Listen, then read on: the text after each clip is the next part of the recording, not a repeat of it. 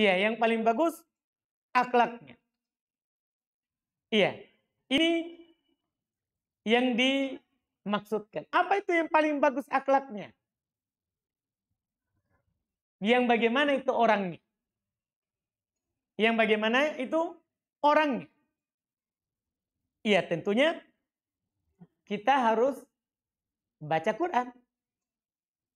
Harus belajar. Karena namanya akhlak itu bukan berdasarkan perasaan kita. Bukan juga berdasarkan adat, kebiasaan masyarakat. Tapi akhlak yang baik itu adalah akhlak yang dibentuk oleh Al-Quran dan hadits Nabi SAW. Yang dibentuk oleh Al-Quran dan hadits Nabi SAW. Karena walaupun bagus akhlaknya tapi tidak di atas Islam, tidak berguna juga. Aisyah pernah bertanya terkait dengan Ibnu Mas'ud. Ada seorang di masa jahiliyah, oh bagus sekali orangnya, menyambung silaturahim. Terus dia juga memuliakan tamu, membantu yang tidak mampu. Pokoknya semua kebaikan dia lakukan. Jadi Aisyah bertanya, apakah bermanfaat nanti untuknya? Kata Nabi, tidak. Karena dia tidak pernah bersyahadat. Itu, jadi jangan anggap bahwa akhlak yang baik itu pokoknya yang penting bagus sama orang. Bukan. Iya, akhlak yang baik itu adalah akhlak yang dibangun di atas Quran dan Sunnah. Dibangun di atas Quran dan Sunnah. Akhlak yang baik bukan sekedar melapangkan kepada orang lain harta. Bukan juga. Kata Nabi SAW, innakum lan tasa'un nasa bi amwalikum. Sesungguhnya kalian tidak bisa memberikan kebaikan kepada seluruh manusia dengan harta yang kalian miliki. Tidak. Dengan apa? Kata Nabi, walakin yasa'uhum minkum bastul wajhi wa husnul khuluq. Akan tetapi yang membuat orang lain lapang, senang kepada kalian adalah dengan wajah yang ceria kalau ketemu dan akhlak yang baik. Dan akhlak yang baik. Ini juga dari Nabi SAW. Oleh karena itu, Nabi kita Muhammad SAW dalam hadits riwayat Imam Ahmad, beliau berdoa supaya diperbaiki akhlaknya.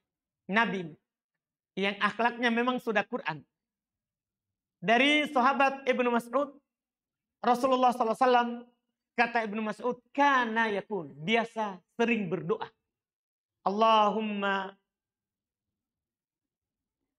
ahsanta kholqi fa ahsin khuluqi. Ya Allah, engkau telah memperbaiki ciptaanku. Maksudnya memperbagus, memperindah penampilanku. Maka perbaikilah akhlakku. Perbaikilah akhlakku. Ini belum minta kepada Allah seperti itu. Karena hanya memiliki perawakan badan yang bagus, itu tidak cukup. Tidak membuat kita masuk surga. Memiliki keturunan nasab yang mulia, tidak bisa kita jadikan sebagai penghalang atau yang bisa mempercepat nanti hisab kita di hari kiamat. Tidak. Tidak seperti itu dalam agama. Nilainya. Karena Allah tidak melihat kepada penampilan kita. Tidak. Innallaha la yandur ila suwarikum. Allah tidak melihat kepada bentuk ciptaannya kalian. Penampilan kalian. Itu tadi yang Nabi bilang, ya Allah, engkau telah memperbaiki ciptaan. Engkau telah memperbaiki penampilanku. Karena Allah belum dah cukup ke situ. Lanjut, perbaiki akhlak. Karena kenapa? Yang dilihat itu akhlak. Yang dilihat itu adalah akhlak. Makanya Nabi bilang, walakin yandur ila qulubikum. Akan tetapi Allah melihat kepada hati kalian. Hati ini memang dia di dalam. Tapi akan menggambarkan apa yang di dalam itu oleh wajah yang kita punya. Oleh wajah yang kita punya.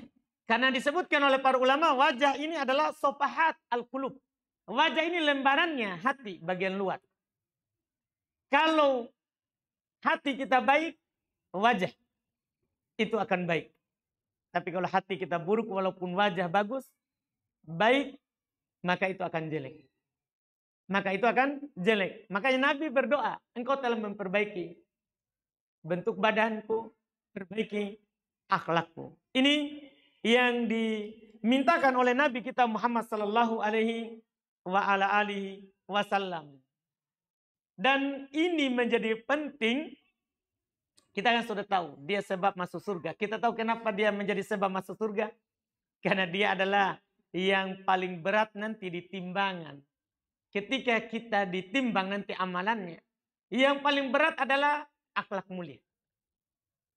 Dari hadits Abu Darda yang diriwayatkan oleh Imam Abu Daud dan yang lainnya, kata Nabi kita Muhammad sallallahu alaihi wasallam, "Ma min syai'in athqalu fil mizani min husnil khuluq." Tidak ada sesuatu apapun yang lebih berat, yang paling berat nanti di timbangan pada hari kiamat daripada berakhlak mulia. Daripada berakhlak dengan akhlak yang baik. Bahkan orang yang paling sempurna keimanannya adalah orang yang paling bagus akhlaknya. Yang paling bagus akhlaknya. Dalam hadis yang diriwayatkan oleh Imam Tirmidzi juga, Nabi SAW ya, beliau menegaskan akmalul mu'minina imanan ahsanuhum khuluqa. Orang yang paling sempurna keimanan dari orang yang beriman adalah yang paling bagus akhlaknya. Apalagi terhadap keluarganya. Orang dekat dengannya, istrinya. Makanya Nabi sambung hadisnya, wa khairukum linisa'ihim. Orang yang paling baik di antara kalian adalah orang yang paling baik terhadap istrinya. Karena sebagian orang baik di luar sama temannya. Tapi ketika di dalam, dia mau makan semua di dalam. Ini masalah. Enggak, makanya Nabi tegur. Nabi katakan, orang yang paling sempurna keimanannya adalah orang yang paling bagus akhlaknya. Di antaranya yang paling penting adalah bagus akhlak di keluarga. Di istri. Ya, di istri. Mereka adalah orang yang paling lembut dengan istrinya. Kata Nabi di hadis yang lain itu tadi dari Abu Hurairah. Riwayat Imam At-Tirmidzi. Di hadis Aisyah radhiyallahu taala anha, riwayat juga Imam At-Tirmidzi, beliau berkata, "Inna min akmalil mu'minina imana ahsanuhum khuluqa wa altafuhum bi ahlihi." Orang yang beriman paling sempurna keimanannya adalah orang yang paling bagus akhlaknya dan yang paling kasih sayang kepada istrinya. Keluarganya di rumah. Keluarganya di rumah. Ini menunjukkan bahwa berarti akhlak mulia ini ukuran keimanan kita. Ukuran keimanan kita. Akhlak mulia, ukuran keimanan. Makin bagus akhlak kita, maka makin sempurna keimanan kita. Karena keimanan itu bertambah dan berkurang. Bertambah dan berkurang. Bertambah kalau kita melakukan kebaikan, dan berkurang kalau kita melakukan keburukan. Di antaranya dengan akhlak. Dengan akhlak. Ini yang Nabi kita Muhammad sallallahu alaihi wasallam sebutkan. Ia dalam hadis beliau ini. Bahkan dengan ini kita dijamin nanti masuk ke dalam surga. Dengan ini kita dijamin masuk surga. Sebagaimana dalam hadis yang kita baca tadi. Yang kita baca tadi. Bahkan bukan surga biasa. Surga yang paling tinggi. Karena ada hadis dari Abu Umamah.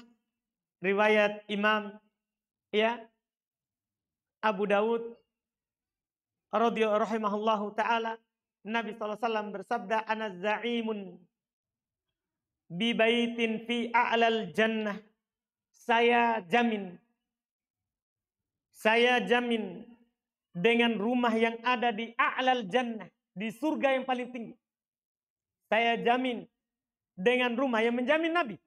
Saya jamin dengan rumah yang paling tinggi di surga yang paling tingginya.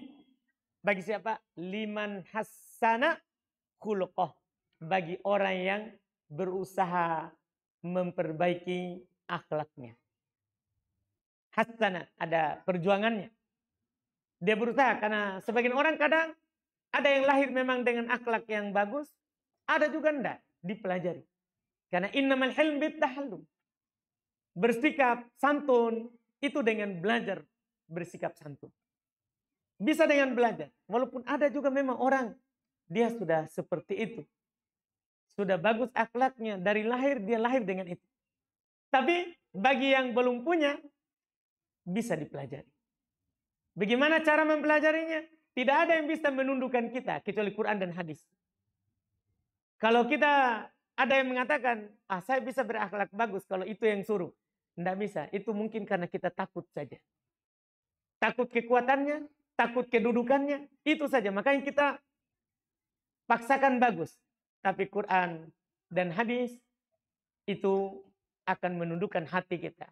Makanya para ulama rahimahumullah ta'ala menjelaskan kekuatan Quran dan sunnah itu dia kekuatan yang akan menundukkan hati. Sementara kekuatan para penguasa dan pemimpin itu kekuatan dengan tangan dan pedang. Orang bisa tunduk karena takut dengan pedangnya, kekuasaannya. Dan itu sementara. Kalau sudah hilang kekuasaannya, makanya kita lihat orang tadinya orang hormati, takut padanya, pensiun, tidak ada orang hargai. Kenapa? Tunduknya karena kekuatan. Tapi kalau Quran, lihat para sahabat. Sahabat yang paling keras. Jangan Abu Bakar. Kalau Abu Bakar orang paling lembut. Dia kalau dibacakan Quran menangis. Makanya dia adalah laki-laki yang pertama beriman kepada Nabi. Karena kelembutan hatinya. Umar orang paling keras. Tapi dengan Quran, lembut hatinya. Jubair bin Mut'im tidak mau masuk Islam. Tapi pernah dia lewat Nabi lagi sholat maghrib. Dia lewat, tidak sengaja. Nabi baca salah satu ayat di surat Tur. Dia bilang, kada kolbi yatir. Hampir hatiku terbang. Dengan satu ayat. Yaitu ayat, am khuliqu min ghairi syai'in am humul khaliqun. Apakah mereka itu manusia ada tiba-tiba atau ada yang mengadakannya? Itu pertanyaan dari Allah. Ketika mendengar itu, masa saya ada sendiri? Pasti ada yang mengadakan saya. Allah, masa saya tidak beriman, tidak percaya begini? Langsung dia beriman. Hatinya terbang. Gara-gara satu ayat. Inilah dibilang Quran. Makanya akhlak yang baik itu adalah akhlak yang dibangun oleh Quran. Yang dibangun oleh hadits Nabi Sallallahu Alaihi Wasallam. Bukan dibangun dengan pedang, bukan dibangun dengan kekuatan tangan. Bukan semua itu. Bukan semua itu. Ini yang beliau sebutkan. Adapun bentuk-bentuk akhlak yang bagus, tentunya ini butuh kita rinci satu persatu di sini, terkait dengan hal tersebut. Di sini penulisnya dikatakan beliau sebutkan di antara akhlak yang bagus adalah birrul walidain. Akhlak yang bagus orang berbuat baik kepada kedua orang tuanya. Di antara yang akhlak yang bagus adalah di sini beliau katakan silatul arham. Kalau dia orang yang menyambung silaturahim. Akhlak yang bagus adalah rahmatul ayal. Dia kasih sayang terhadap keluarganya. Yang menjadi kewajiban yang dia biayai. Di antara akhlak yang baik adalah bir lil jar. Berbuat baik kepada tetangga. Di antara akhlak yang baik adalah menjaga hukuk al-ukhuwal imaniyah, menjaga hak sesama saudara yang seiman dengan kita. Demikian pula di antara akhlak yang baik adalah islahu dzatil bain, mendamaikan orang-orang yang bertikai dari orang yang punya hubungan baik. Di antara akhlak yang baik adalah al-'afwu 'anin nas, memaafkan orang. Kalau ada di antara mereka yang bersikap tidak baik, dimaafkan. Ya kan Allah katakan khudil afwa, ambil maaf.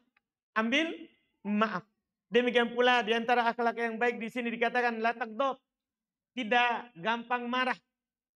Tidak gampang marah. Di antara akhlak yang baik adalah tidak mengadu domba antara sesama muslim, tapi dia malah mendamaikan tadi. Di antara akhlak yang baik adalah al-haya. Dia selalu memiliki rasa malu, terutama malu kepada Allah.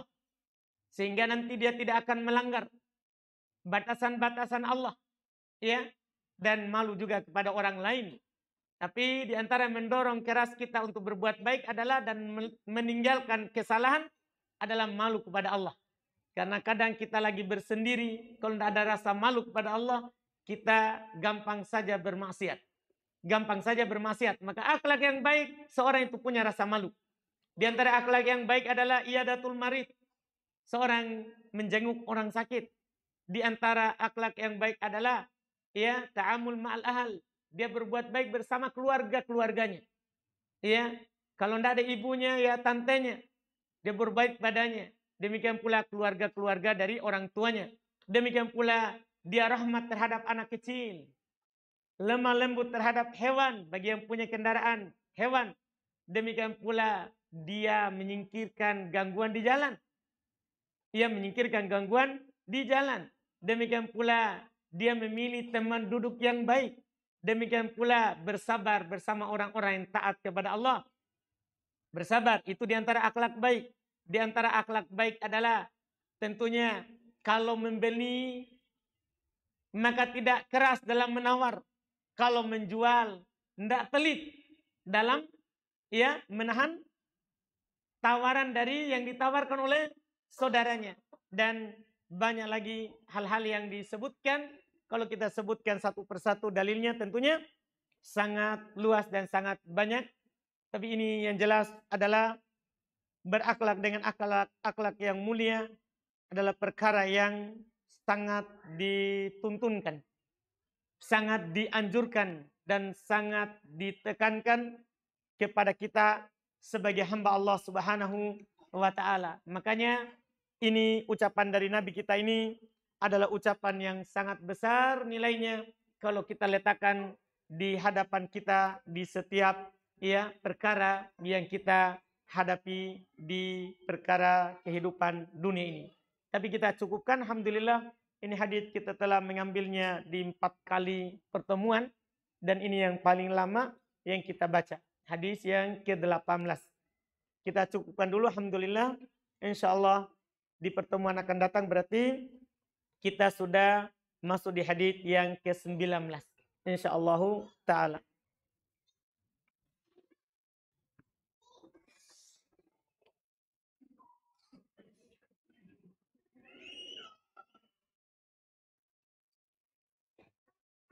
Di sini ada pertanyaan, Ustadz, saya mau bertanya, misalnya sholat batal, apakah bisa diulang? Wajib.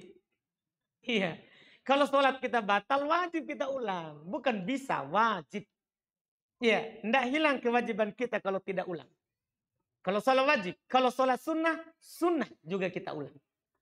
Kalau sholat wajib, wajib kita ulang.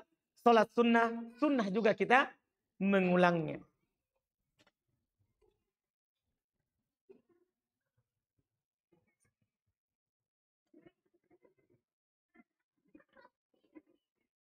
Sini ada pertanyaan, Ustadz, saya malu kadang diejek karena memiliki tanda hitam bekas sujud di kening yang dianggap sengaja dihitamkan. Apakah memang sujud itu kepala dalam kurung kening sebagai tumpukan saat sujud atau telapak tangan? Mohon penjelasannya, Ustadz. Iya, bukan kening saja. Tapi kita bersujud harus bertumpu pada 7 supaya tidak salah satunya menanggung beban. Supaya tidak salah satu menanggung beban. Dalam hadits Ibn Abbas radhiyallahu taala anhuma, Nabi SAW bersabda, umirtu an asjuda ala sab'ati a'dud.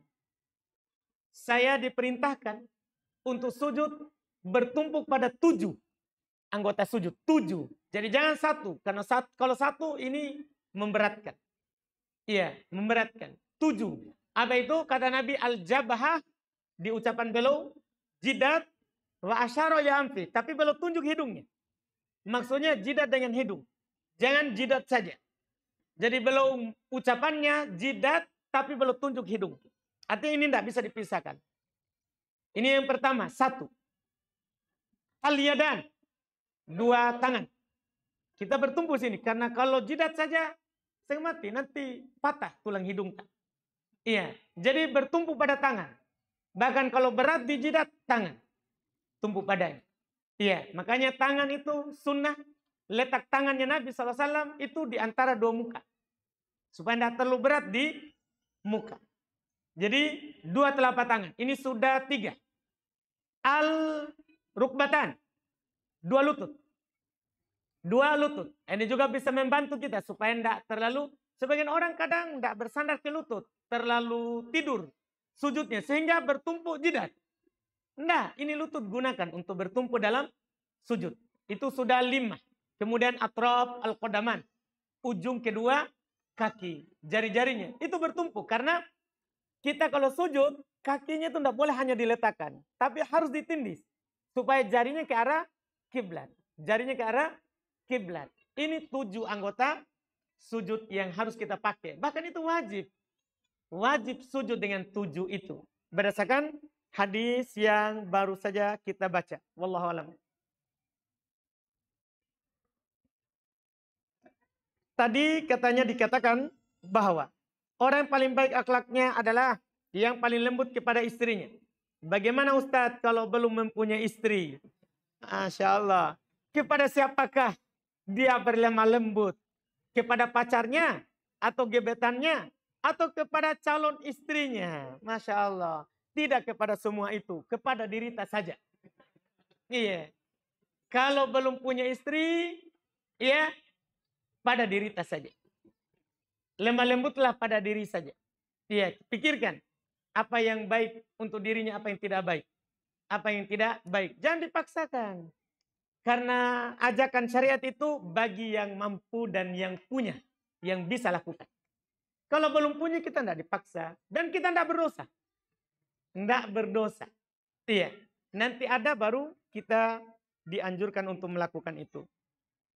Karena kita sudah sering dengar hadis dari Nabi kita Muhammad SAW. Beliau bersabda, "Idza amartukum bi amrin fa'atu minhu mastata'tum." Jika kalian saya perintahkan suatu perkara, lakukan yang dimampu. Yang mampunya saja. Kalau tidak mampu, tidak dipaksa kita. Kalau tidak mampu, tidak memilikinya, kita tidak dipaksa. Bagaimanakah? Pertanyaan berikutnya. Bagaimanakah ciri-ciri wanita terbaik menurut Nabi SAW? Dan bagaimana tips agar semangat dalam belajar tatkala futur? Dan mohon nasihatnya Ustaz. Panjang sekali ternyata. Mohon nasihatnya Ustaz. Ana mempunyai sikap atau sifat yang bawaannya selalu omong. Terkadang ana meninggikan suara terhadap orang tua. Dan saat emosi ana muncul, ana menghindari orang tua agar ana tidak mengeluarkan kata-kata yang tidak baik. Baik. Untuk yang pertama, ini satu buku yang kita tanya ini. Ciri wanita terbaik menurut Nabi SAW. Banyak. Ciri wanita terbaik adalah dia yang soleha. Itu intinya sebenarnya. Ciri wanita terbaik itu adalah wanita soleha. Ya kan? Ada hadis dari Nabi SAW. Ketika belum menjelaskan perempuan itu adalah perhiasan dunia, maka Nabi sebutkan yang terbaik siapa? Al-mar'atu as-soleha. Perempuan yang soleha. Sekarang tinggal bagaimana itu perempuan soleha. Perempuan soleha adalah perempuan yang bertakwa. Perempuan yang semangat beramal. Perempuan yang mau berilmu. Kan tidak mungkin beramal kalau tidak punya ilmu. perempuan yang bersabar, perempuan yang selalu merasa cukup dengan apa yang diberikan kepadanya. Itu disebutkan.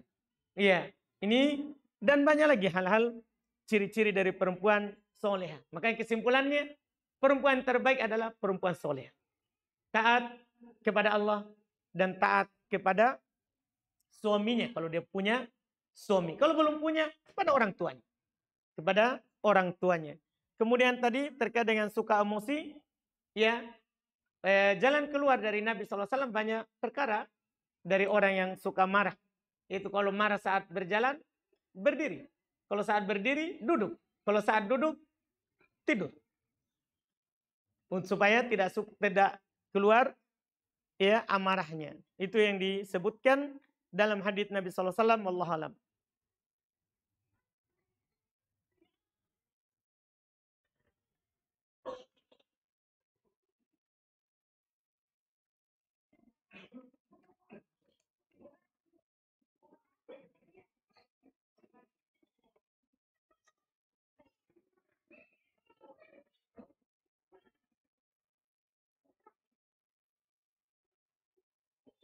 Ini ada katanya doa hadis Allah Rabbi la apa ini? La tukus bihi. Apa ini? Saya. Maksudnya itu apa? Siapa punya hadis ini? Dikir saat kita kesusahan. Allahu Rabbi la. Apa ini? Siapa punya? Siapa punya pertanyaan ini? Siapa tahu? Karena nggak tahu apa setelahnya. La tukus bihi. Apa ini? Saya. Apa ini? Siapa punya? Susah mengaku ini ya. Alhamdulillah. Dikasih hadiah ya? Supaya mengaku. Yang mengaku dikasih hadiah. Iya. Bismillah. Siapa ini punya? Dikasih hadiah. Masya Allah. Apa hadiahnya ini Pak?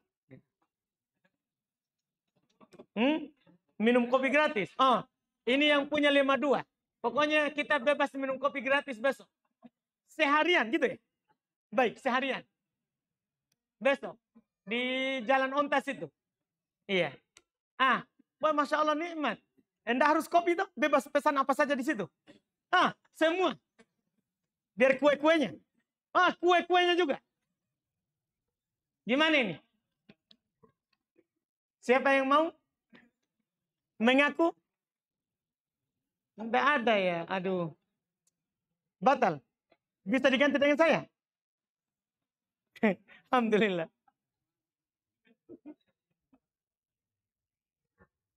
Kemudian di sini karena belum ada mengaku, karena ada kalimat saya tidak tahu tadi doanya.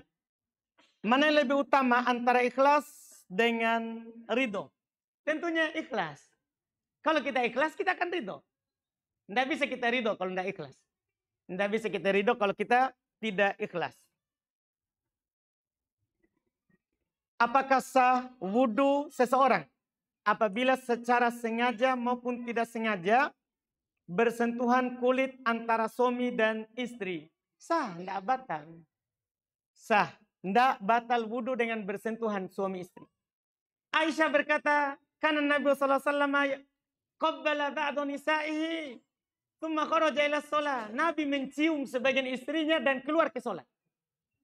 Mencium istri, jangan sentuh. Mencium istri tidak membatalkan wudhu. Saat pernah Nabi sholat malam, Aisyah tidur depannya. Karena rumah Nabi kecil, kamarnya Nabi, saat beliau turun sujud, beliau cubit Aisyah. Supaya kakinya ditekuk. Lanjut sholat. Intinya mencium istri, apalagi menyentuh, tidak membatalkan wudhu. Memang kadang kita mengatakan membatalkan wudhu, kadang kita baca ayat di surat An-Nisa itu. Ada ucapan di situ, di antara hal yang membatalkan wudhu di situ dikatakan aula mastumun nisa. Kalau kita buka terjemahan Quran, di situ dibilang atau kalian menyentuh perempuan. Itu terjemahan di bahasa kita. Tapi tafsir dari Ibnu Abbas bukan menyentuh, tapi jama'tum. Berjima. Berhubungan badan. Itu yang membatalkan wudu. Bukan menyentuh. Karena kenyataannya Nabi mencium istrinya. Dan pergi sholat. Jadi menyentuh perempuan disepakati. Walaupun ada sedikit perselisihan yang mengatakan yang mengatakan batal dengan dalil ayat tadi, tapi pendalilannya tidak benar.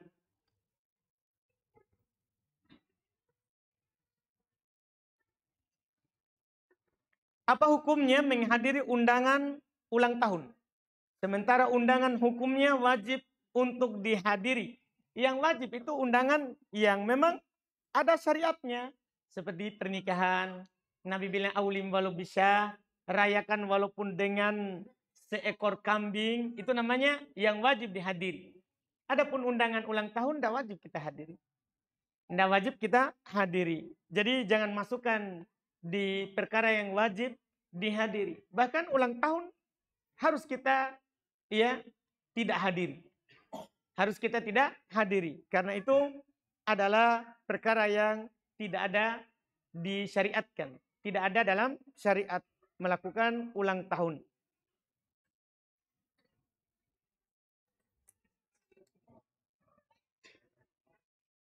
Bolehkah seorang istri dipanggil sehari-hari menjadi ummi, ibu, dinda, atau adik? Karena nama panggilan di atas dapat mengubah makna yang sebenarnya. Iya. Kalau yang diinginkan ummi adalah maksudnya ibunya anak-anak. Hanya panggilan kasih sayang. Demikian pula ibu, dinda, adik. Tidak ada masalah. Beda dengan ibu maksudnya dia maksudkan adalah sama dengan ibuku. Kalau itu dihar. Kalau itu masuk dalam jenis dihar yang tidak boleh dilakukan. Yang tidak boleh dilakukan. Biasanya di kebiasaan orang, kalau dia panggil umi maksudnya ibunya anak-anaknya. Bukan karena ibunya. Bukan karena ibunya. Demikian pula ada bukan karena adanya. Tapi sayang pada istrinya dia panggil seperti itu. Jadi itu tidak masuk. Itu dibolehkan.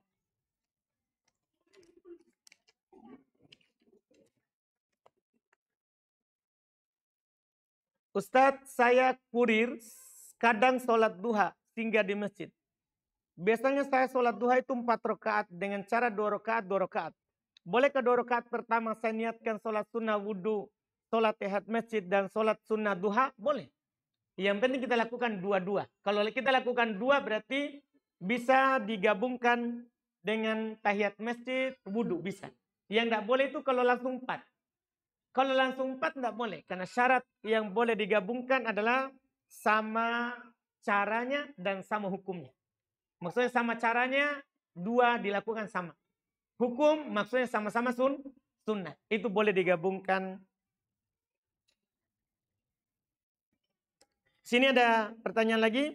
Jika salah satu keluarga ada yang meninggal, tapi kebanyakan keluarga besar akan mengadakan tausiah 3 malam berturut-turut. Apa yang harus kita lakukan? Kalau bisa kita nasihati. Ya, bahwa hal itu tidak perlu dilakukan. Karena sebagian ulama mengatakan bahwa itu termasuk niyah. Termasuk meratapi yang meninggal. Berkumpul untuk mayat, itu termasuk meratapinya. Dan niyah tidak boleh. Meratapi mayat tidak boleh. Kalau bisa kita lakukan, kita nasihat. Kalau tidak diterima, maka kita usahakan untuk menghindar. Kita jangan datang di saat kumpul acaranya. Kita boleh datang di waktu lain. Kalau bisa. Tapi juga kalau tidak bisa, kadang kita di rumah itu terjadi. Maka lakukan saja dengan hati yang mengingkari. Dengan hati yang mengingkari itu wallahu alam.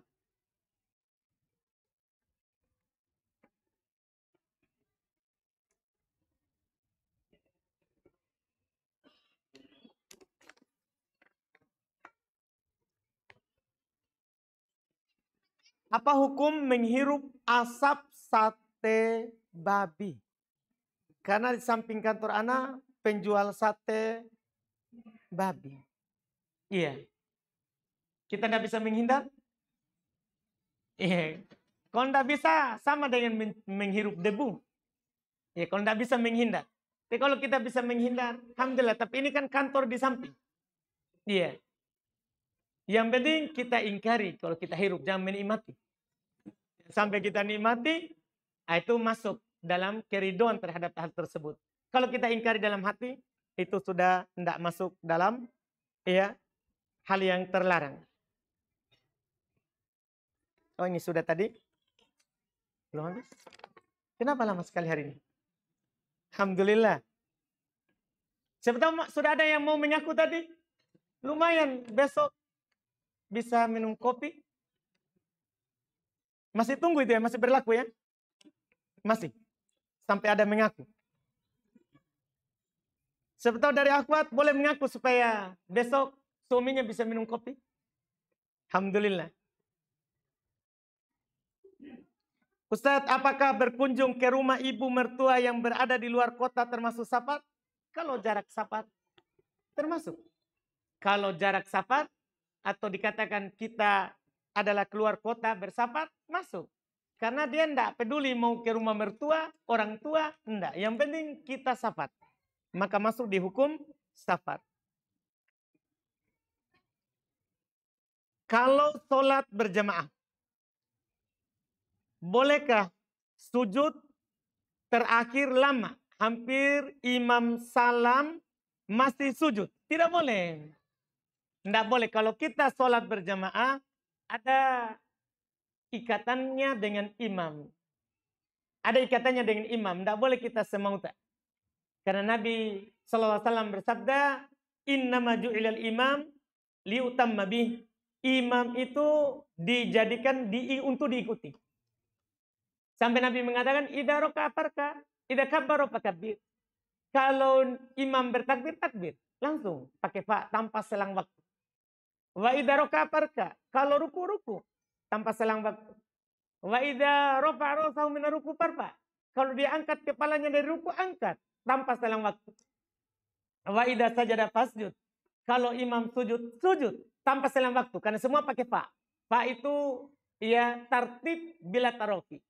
Berurut langsung setelahnya tanpa ada jeda. Itu pakai fa. Beda kalau pakai summa dalam bahasa Arab. Wa idza rafa'a ra'sahu min sujud farfa. Kalau diangkat kepalanya dari sujud, angkat tanpa jeda waktu.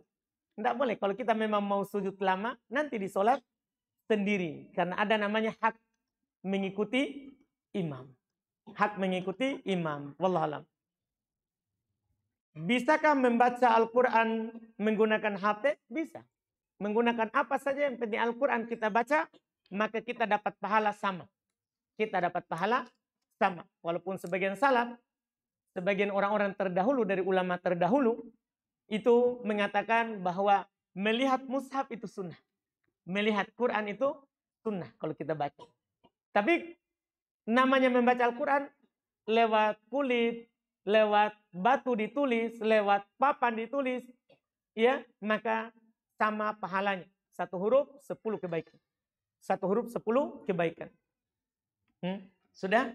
Alhamdulillah sudah selesai waktunya. Pertanyaannya masih ada, tapi ini kertas-kertas besar.